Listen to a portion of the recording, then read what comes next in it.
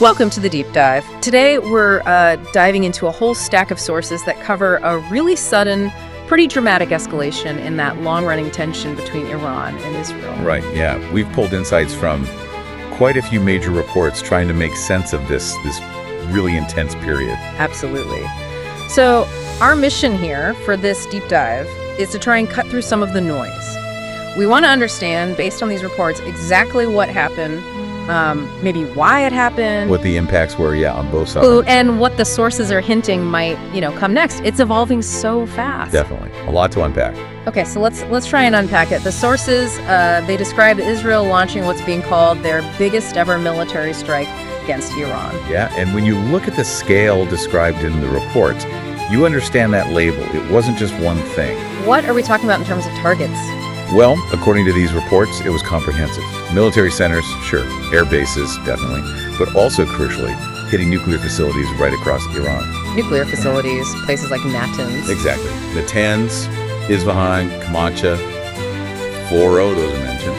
Plus, ballistic missile arsenals, too. So, hitting multiple pillars of their strategic power, sort of, all at once. And the stated reason from Israel. This sounds huge. Well, the reports quote the Prime Minister calling it a last chance to stop Iran from building nuclear weapons. They even gave it a name, Operation Rising Lion. Operation Rising Lion, okay. Yeah. And the goal was explicitly stated as rolling back that nuclear threat. That's what the sources indicate, yes. Rolling back what Israel clearly views as an existential threat. And how did they reportedly carry this out? Just air power? It sounds more complex than that. Reports mention around 200 fighter planes, yes, but working with covert intelligence teams. Covert teams. Yeah, supposedly operating from a secret base inside Iran. There's even mention in one source of pictures, allegedly from Israel's spy agency, showing commandos, actually firing at a missile launcher on the ground. Wow. So, air power and boots on the ground, potentially. That implies a lot of planning. A huge amount of planning and coordination, seems like. And the impact. What do the sources say about the human cost on the Iranian side? It sounds significant, not just about destroying equipment. The reports state at least 20 military commanders were killed. 20, including senior figures. Yes, including, reportedly, the head of the Revolutionary Guards Corps, the head of Iran's armed forces, and the head of the Revolutionary Guards Air Force. Top-tier leadership. And it wasn't just military leaders. No, the sources also mentioned at least 6 top nuclear scientists were killed as well. So it seems like a clear effort to degrade both the military command and the nuclear expertise. Okay, so a massive strike hitting strategic targets, leadership. I mean, you can't expect that to be the end of it. What happened next? Exactly. No surprise there. Iran responded pretty quickly, according to the reports. Retaliatory airstrikes using missiles and drones aimed at Israel. Okay, retaliation. What did Iran say they were targeting? Well, Iran's Revolutionary Guard reportedly claimed they attacked dozens of targets. They specifically mentioned military centers and air bases within Israel. And what was it like on the ground in Israel, according to the reports? Sounds pretty chaotic. Yeah. Sources describe fires burning in buildings in Tel Aviv, explosions heard even in Jerusalem, buildings shaking, sirens constantly going off, people running for shelters. The whole picture of an aerial attack underway. Did Israel's defenses cope? We hear a lot about Iron Dome. Right, Iron Dome and other missile defense systems were definitely activated. Reports say they were working hard over Tel Aviv, Jerusalem, other cities. And they did intercept a lot of the incoming missiles and drones. But did anything get through? Yes, that's clear from the sources too. They mentioned several impacts across the country, some near military sites. One report even details a direct hit on a building, saying people were trapped inside. Oh, wow. And there were reports of shrapnel injuries being treated around Tel Aviv. So defenses work, but, in a large barrage like that, some inevitably got through. And Iran's justification for this barrage? Their supreme leader, according to the sources, didn't mince words, accused Israel of making a grave mistake of starting a war. And warned the consequences would bring Israel to ruin. Pretty strong language. Very strong. They framed it purely as retaliation for Israel's attack on their military and nuclear sites.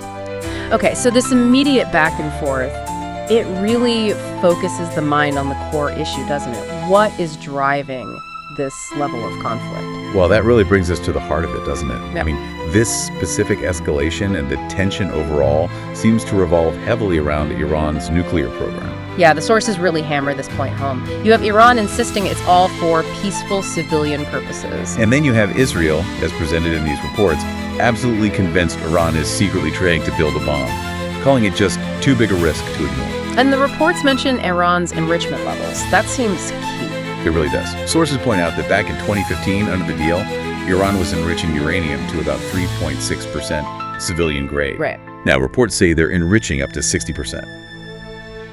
And the sources often describe that 60% level as being, much, much closer to what's needed for a weapon. Not quite there, but significantly closer. And Israel's strikes, as you mentioned, hit places like Natanz directly. Yes, exactly. Key nuclear sites were targeted. There were reports cited from a UN nuclear watchdog apparently stating Natanz was destroyed. Destroyed. Wow. That's the reporting. And Iran itself apparently reported unconfirmed signs of radiation there. Plus explosions reported at other nuclear facilities like Isfahan and Fordow. The focus seems unmistakable. So why now? From Israel's perspective, according to the sources, why was this the moment for such a huge operation? The timing seems critical based on the analysis in the sources. They suggest Israel felt more confident after reportedly degrading many of Iran's air defenses over the past year or so. Okay, weakening their ability to defend. Right, and also maybe reducing the deterrent effect of Hezbollah on their northern border. The sense you get from the reports is that the Israeli leadership felt the clock on Iran's nuclear program was running out, and this is the window to act decisively. Let's maybe zoom out a bit. How significant is this whole episode in the broader context of Iran-Israel relations?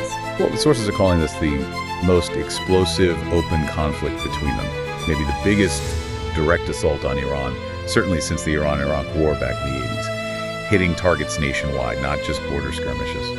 And inside Iran, what's the reaction been like, according to these reports? Is everyone united against Israel? It sounds much more complicated than that. Sources describe a really divided public mood. You have regime supporters understandably angry, wanting revenge. But then you also have reports suggesting other Iranians, those who feel repressed by the regime, were actually, sort of happy or satisfied to see these top commanders killed. So definitely not a single unified reaction. Interesting. And what about the U.S.? Where do they fit into this picture? Well, the U.S. military reportedly played a direct role, helping Israel shoot down some of those incoming Iranian missiles. Okay. Actively involved in defense. Yes. And then you have comments from U.S. President Trump reported in the sources. Initially, it sounds like he was urging Iran towards the deal, but later called Israel's strike excellent. A bit of a mixed message. Seems that way. He also reportedly ordered more U.S. naval forces to the region and issued a pretty stern warning to Iran. Don't target U.S. bases or personnel, or the consequences will be dire. But was the U.S. fully on board with the Israeli strike beforehand? That's where it gets complex. Yeah. The sources suggest President Trump had actually favored more time for diplomacy using an envoy, Oh, okay. which reportedly led to some tense conversations with the Israeli prime minister. And you have to remember, the domestic angle for the U.S. president, reports mention 40,000 U.S. troops in the region, and public generally wary of more Middle East wars. So not necessarily a simple green light from Washington based on these accounts. Right, that adds another layer. So, looking forward, what are the big risks highlighted in these sources? The risk of further escalation is front and center. Experts quoted call the situation unpredictable and so perilous. One phrase used is that the guardrails are off. The guardrails are off. That sounds ominous. It does, and with Israel's operation reportedly planned to continue for days, that just adds to the volatility. There's danger mentioned from, deliberate next steps, but also just from accidents or miscalculations in this kind of environment. And beyond the immediate fighting, any longer-term worries mentioned? Yes, there's a really interesting potential long-term implication raised in some analyses. The idea is that even if Israel achieved its military aims in this strike, it might not actually lead to greater long-term safety. How so? Well, the argument presented is that these attacks could backfire. They might convince Iran's leadership, definitively, that only a nuclear bomb offers real insurance against another major attack like this. So it could actually accelerate their nuclear ambitions. That's the fear expressed in some sources, Yeah. that it could trigger a race for the bomb in Tehran and potentially spark a wider nuclear arms race across the Middle East. A really sobering thought. Definitely. Anything else that stood out in the context? One other point mentioned is Israel's prime minister reportedly making a direct appeal to the Iranian people. Oh, what did he say? Something along the lines of, our fight isn't with you, it's with your government, urging them to stand up for their freedom. Interesting. How are analysts interpreting that? Well, some analysis presented in the sources sees this as potentially reinforcing the idea that Israel's goal might be wider than just the nuclear program, maybe aiming towards regime change in Iran itself. It adds another dimension to their possible motivations. So, bringing this all together, what does this mean for you listening right now? It sounds like these reports are painting a picture of a really dramatic shift. Yeah, a rapid escalation, moving from, well, targeted strikes, albeit massive ones, to mutual aerial attacks involving missiles and drones hitting military sites, but also impacting civilian areas. And the stakes, based on what we've discussed from the sources, seem incredibly high. We're talking military targets, civilian safety, crucial nuclear facilities.